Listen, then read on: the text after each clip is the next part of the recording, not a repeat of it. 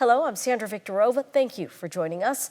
Washington, D.C. is making the final preparations for President Donald Trump's inauguration and his return to the White House. The president-elect will be sworn into his second term in office on Monday, and confirmation hearings for his cabinet are moving at a historic pace. Floridians have been tapped to take a leading role in the second Trump administration. What will that mean for our state and the nation? Joining us from Washington to discuss what we might expect from a second Trump term is Lisa Desjardins, the Capitol Hill correspondent for PBS NewsHour. Thank you so much, Lisa, for joining us. We appreciate it. My pleasure. You're welcome.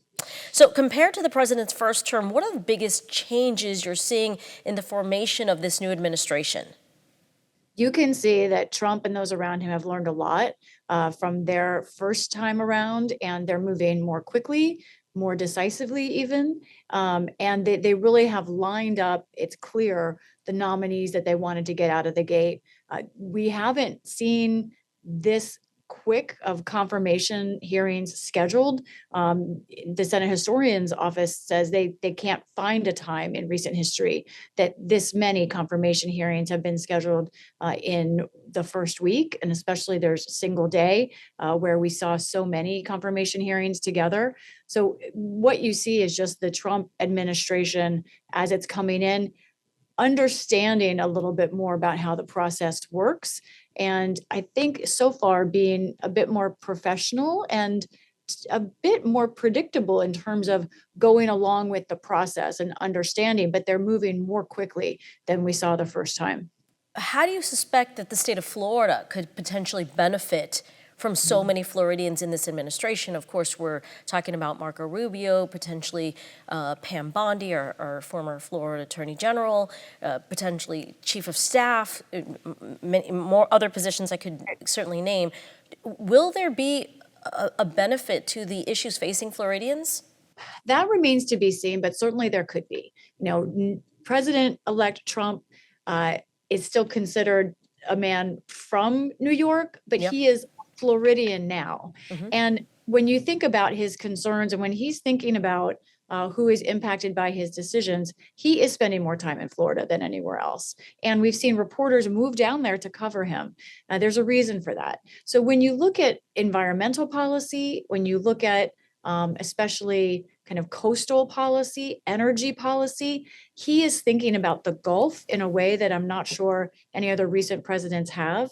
Now, when it comes to more difficult issues for Florida, property, hurricanes, flood insurance, all of that, those are difficult. But I don't know, I can't say right now that Florida will clearly benefit from having a Floridian in the White House, but it will help them make an argument for any policy that they think perhaps someone who's not from the peninsula wouldn't understand the difficulties there. It certainly is a benefit. I think any state would want to have the president-elect and the number of key figures from their state in office as Florida is having now.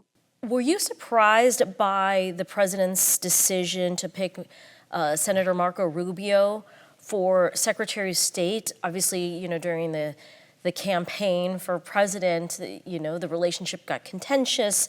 And then I was also thinking about there could be issues where they're not going to agree on policy. I'm specifically thinking of Russia. Rubio has been a staunch supporter of punitive measures against Russia over, Ukraine and other matters. And then the president has, on more than one occasion, talked about improving relations with Russia. Yeah, Sandra, that's such a great question. I actually was not surprised when he was nominated. I was surprised that he was not the pick for vice president. He was right there in contention up until the end. And there was a lot of back and forth within the Trump campaign over Rubio. And there was a point where it became clear that it wasn't going to be him. But somehow Marco Rubio was able to take one of the most contentious political relationships out there in 2016, him versus Donald Trump, and make himself a staunch ally of Trump. And not just an ally, because there are many people who sing the Trump song in the Republican Party now, but someone who Trump also believes is loyal. That's the biggest difference.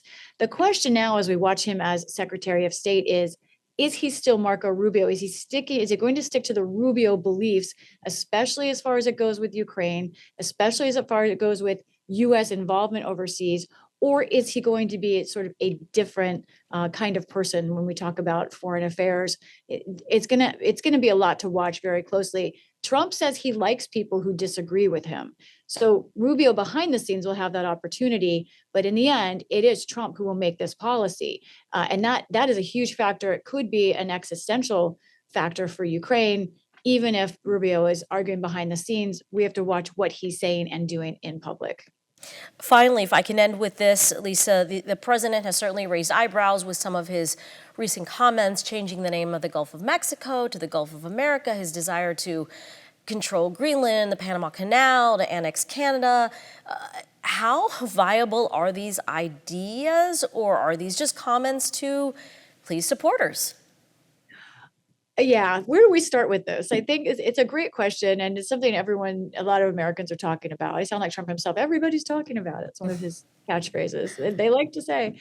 Um, I think the way to look at it and the way to understand Trump is he is a negotiator. He's always looking for leverage. When he doesn't have leverage, he creates leverage.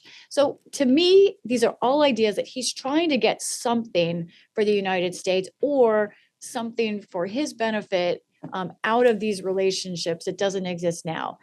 Does he sincerely want Greenland to be part of the United States? I think that's a yes. But does he really believe that that's possible? I'm I'm not sure I think that. I think he is hopeful. He would love for that to happen, but we've no indication for Greenland that they're interested or Denmark that they're interested. In fact, they say the opposite. But he's a negotiator. He wants to get something. And same thing with Panama Canal. He wants them to bring down their shipping rates for the United States, which the reporting I've seen says that there's similar rates to other countries. We just do more shipping, so we end up spending more. However, Trump, he's negotiating. He's looking for something. He's looking for leverage. And I think that's why he brings up these things. He also loves headlines. And these are all great headlines. One more thing this tells me is we think about Trump as someone whose mindset was formed in part in the 1980s, being a New Yorker in 1980s and that kind of business culture. But this is kind of like 1880s, 1840s imperialism. This is a part of who he is. And Americans need to understand that, because that has major implications for our identity and also conflicts or friendships around the world. Lisa, thank you so much for your insight today, and we look forward to your coverage of this new administration. Thank you. What a pleasure. Thank you.